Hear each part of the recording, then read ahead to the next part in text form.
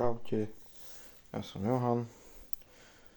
V tomto videu si ukážeme, alebo teda toto video bude recenzia na tento krovinorez značky Stihl.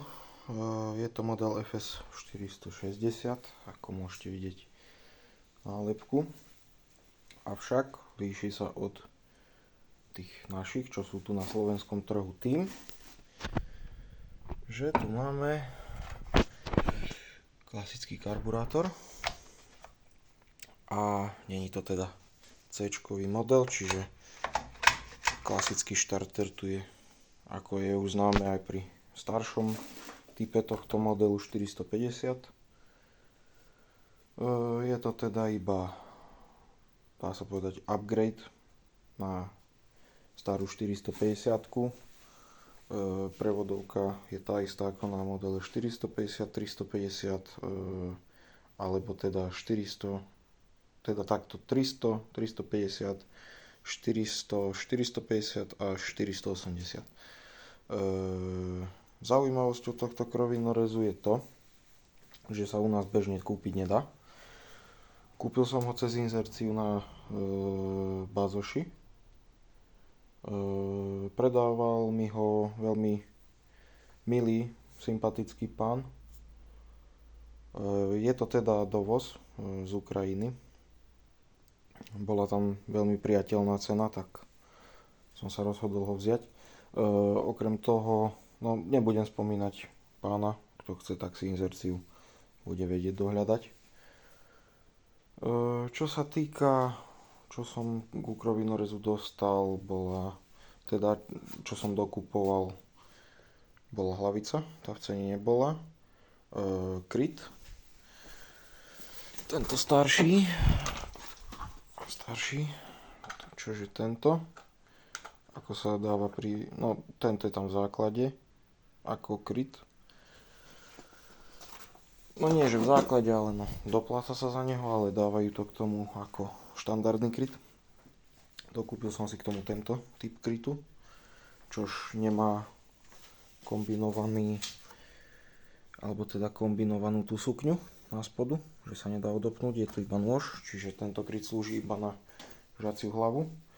Ten druhý starý, ten je kombinovaný, s tou sa dá rezať aj pri noži, pardon. Čo sa týka základnou výbavou krovinorezu, ktorú som teda k nemu dostal, bol nôž cirkulár, kryt k nemu, všetko príslušenstvo, čo sa týka kľúč, matica, podložky, popruhy. Potom, čo tam bolo ešte, rozmýšľam, ale asi toto bolo všetko. Krovinorez má antivibračný systém kombinovaný, tu sú dvoje pružiny hore a dole, neviem, či to je vidno. Vzadu sú gumené podložky, není to veľmi vidno. Obsah motora je 45,6 cm3, výkonovo má 2,2 kW. Objem nádrže je 0,7 litra. Čo ešte také by som... Mám zatiaľ som z neho veľmi dobre prekvapený. Pred týmto krovinorezom som mal krovinorez značky Stiga, model BC43D, ak sa nemýlim. BC 42, dačo také, 42B asi, to je jedno. Oproti tomu krovinorezu, ten krovinorez mal 1,5 kW, čož asi iba na papieri. Neverím, že krovinorez bol vybavený tým výkonom. Porovnaním je tento krovinorez vychválený do nebies, proste toto topka úplná.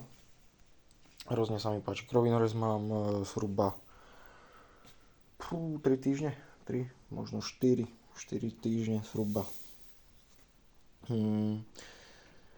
Zabehnúť je už zabehnutý. No, vyklepal som s ním 6 nádržiek.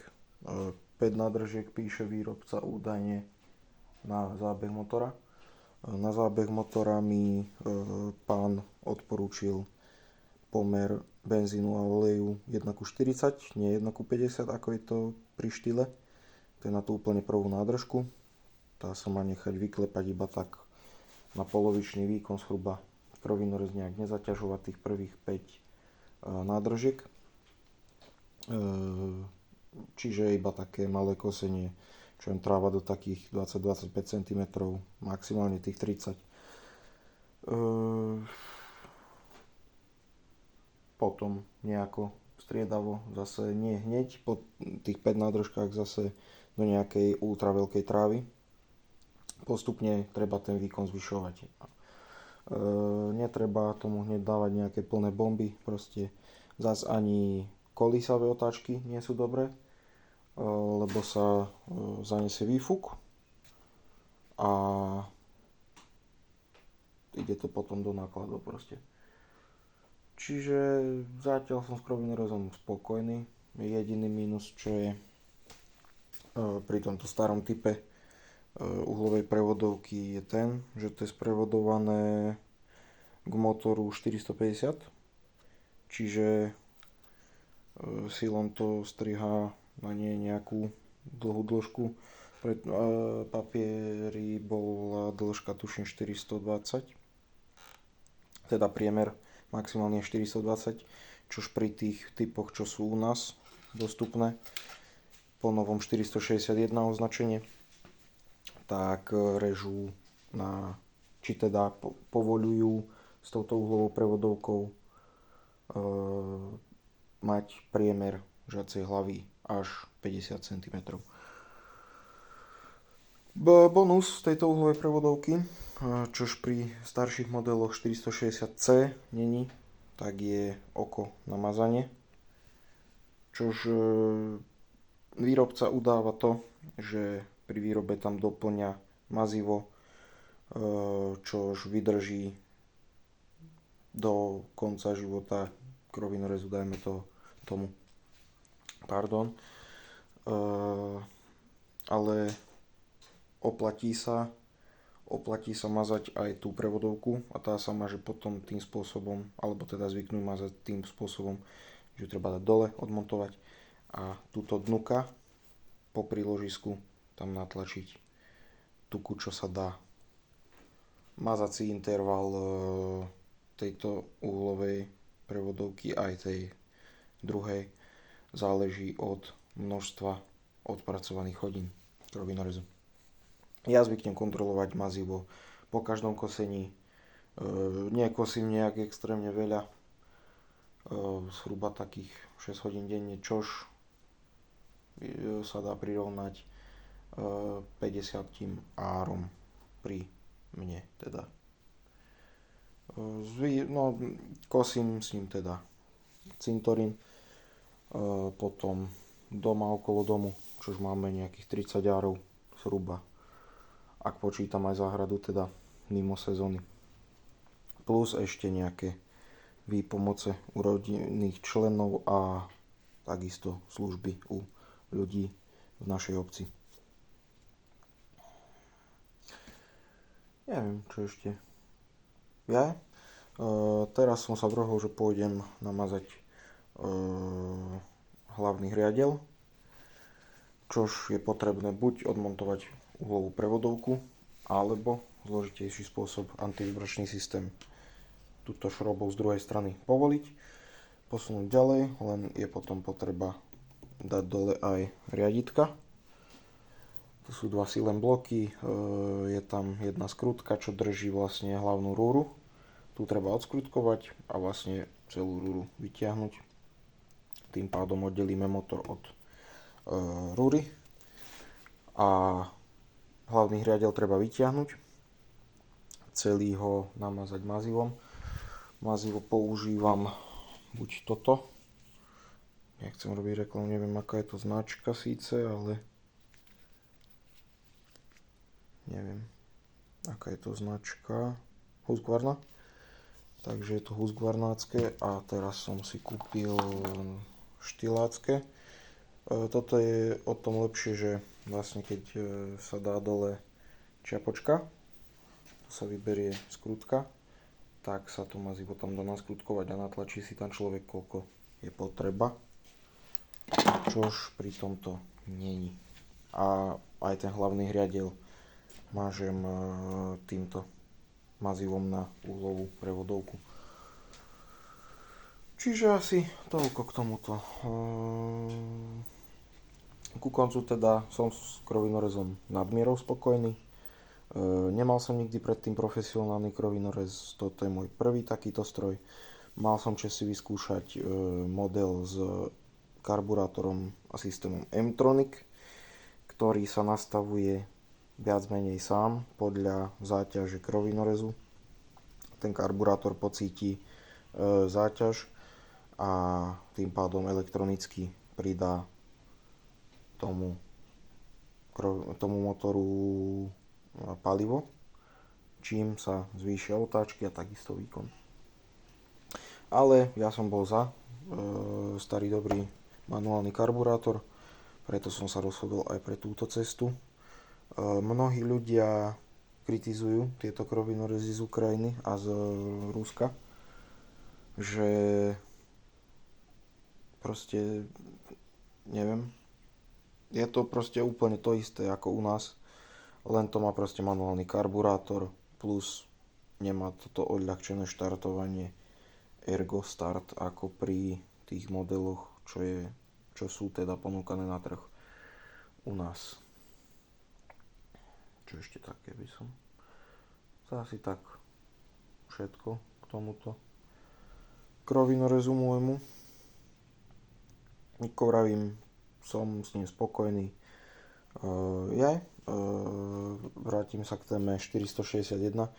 Mal som čas vyskúšať predtým krovinorez typu 461, čož je úplná kópia tohto istého, len už s novou uhlovou prevodovkou a s tým M-Tronicom teda. M-Tronic mne nevyhovuje aj z toho dôvodu, že je potrebné ho kalibrovať v nejakých intervaloch proste.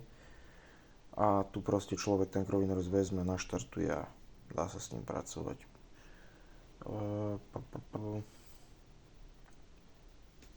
Neviem, to je asi tak všetko, čo by som tak povedal ku krovinorezu tohto typu. Čiže ak nájdete na bazoši inzerát, tak neváhajte za tú cenu za mňa.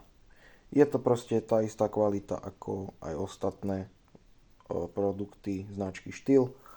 Spracovanie je výborné, vynikajúce, dá sa povedať. A je to proste to isté ako tieto naše modely, len s tými mínusmi, čo som aj spomínal.